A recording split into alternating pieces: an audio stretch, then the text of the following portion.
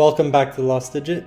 Today I'm going to show you the first few days with my 1999 E36 M3. It has some wear and tear for a car of its age, so let's get right into it. First thing I did was get a new BMW Roundel. So to do that you just have to pry off the old one.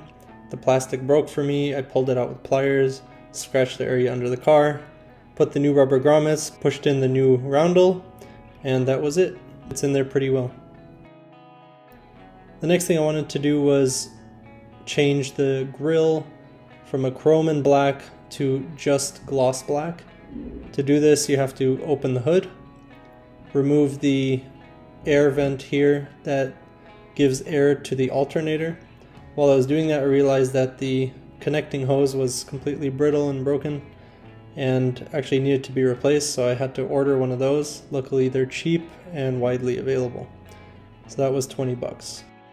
Once I got it off, I was able to locate the clips and remove the old grille. So if you look at the back, there's a lot of little metal kind of pieces that you can see here that the plastic clips to.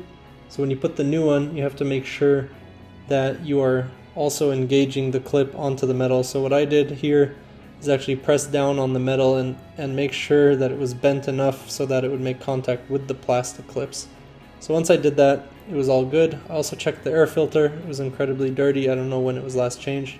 So I also spent another like 20 bucks ordering a new one of those. So I'll get that in when it arrives in 2 days.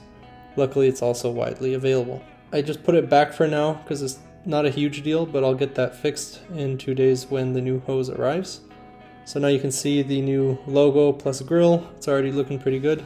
The next thing I wanted to do was remove this faded M3 badge. So I used some fishing wire, painter's tape, removed it, and then got my Goo Gone out and spent a good 10-15 minutes to remove the residue from the logo, and then placed the new one and made sure it was level with gravity and with the earth. So this is what it looks like so far.